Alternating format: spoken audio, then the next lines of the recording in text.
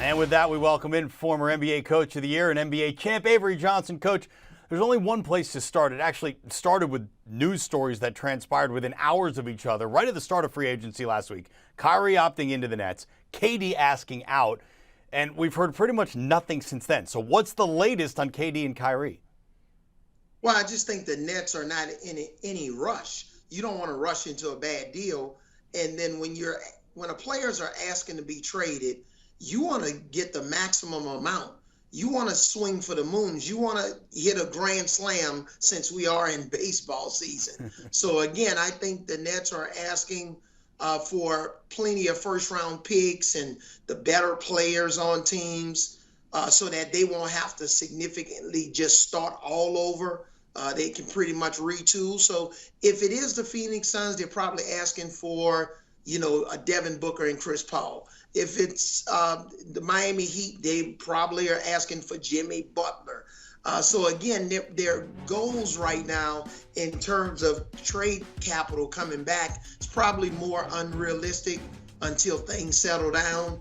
So I just think their significant asking price is really astronomical right now because time is on the Nets' hands. They don't have to rush into a bad trade.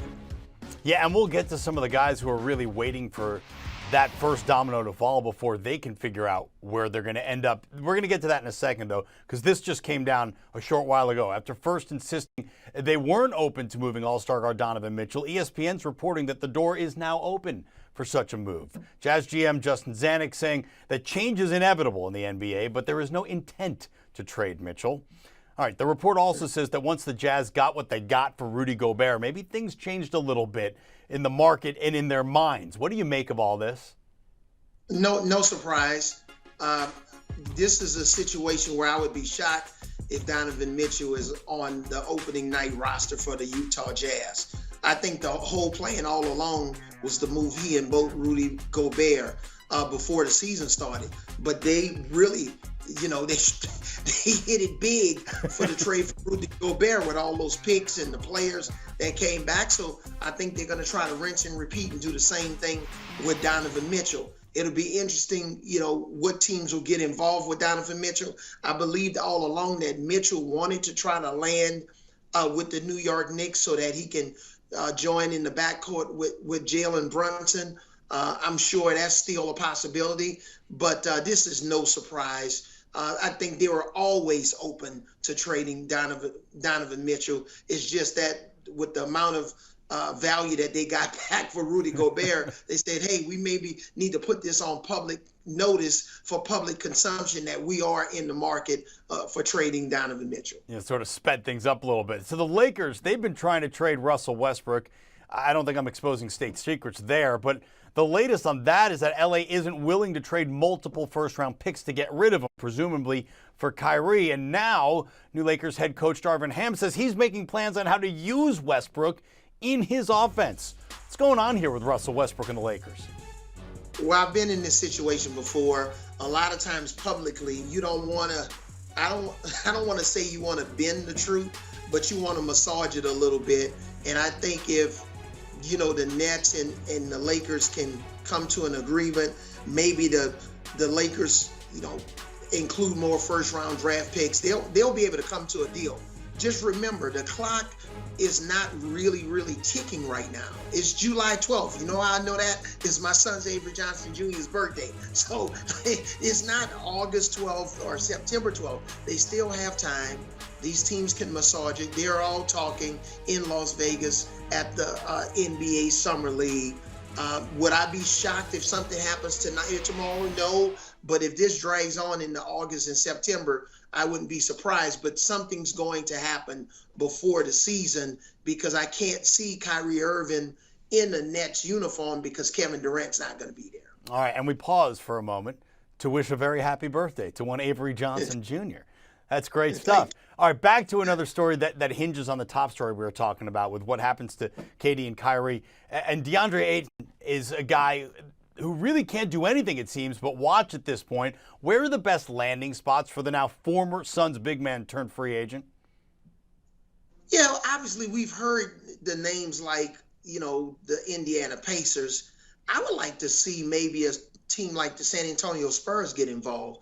You know, he can be coached at least for a year or two by the best coach in all of the NBA. But at the end of the day, why would you want to leave the Suns? If I'm Deandre Ayton, if I got a problem with Monty Williams, the coach, if I have a problem with any of the other players on the team, man, you got to make this work. This is a once-in-a-lifetime experience to come back and have an opportunity to win a championship. You had your worst game of the season in the 95th game of the season in that 7-game against the Mavericks. Now the Mavericks have lost Jalen Brunson. Sure, Golden State's still tough, but they lost Gary Payton II. There's been some changes there, Otto Porter. So you're right back there in the mix. So in my opinion, the best landing spot would be the Phoenix Suns.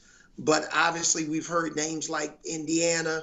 And if it's not Phoenix, I would take a look at a team like the Spurs. Might come down to dollars and cents as well as it tends to sometimes. Hey, number 1 overall pick, Paolo Banchero, looked really good, 26-5. That's what he averaged in just 2 summer league games. And now the Orlando Magic, they said they've seen enough. They're shutting him down. So they want to shut him down, they're saying, because they want to look at other guys more. What do you make of the move? 2 games? Is that enough to make that kind of a decision? Oh, excellent move. You got to remember their whole body of work has been his entire college career. And they went back and looked at him on the AAU circuit. So they have a whole body encyclopedia of information and not just 2 summer league games. But he showed enough in these 2 games. And now you got some other fringe free agents, probably some lower draft picks from this year and previous years that need to get some more playing time. They know what they're getting with Paolo. He did an excellent job. He could easily be the MVP in the Summer League if this Summer League ends today. So excellent decision. This is all about managing your players. There's nothing else he can do in the Summer League that's going to sway the Orlando Magic one way or another. They're not going to love him less or love him more if he plays in 2 or 3 more games in the Summer League. So smart decision to rest him. You may see the same thing happening with a kid like Chet Holmgren. We've seen enough from Chet. Now they can allow some of these other guys that have, committed to play with them in the Summer League that haven't gotten many minutes. Now they can get a few more minutes. I like it. We finished the segment with a little bit of a palate cleanser. We're not talking about what ifs and who can go where and how much they're going to get for one of. These are young guys that are looking like studs in Summer League that we're hoping really show out once the regular season starts. Avery Johnson, thank you so much. Do you want a sports network that delivers everything that matters about the game? The highlights, the picks, the instant analysis, no yelling, no fake debates, no politics. Hit the subscribe button and never miss a moment.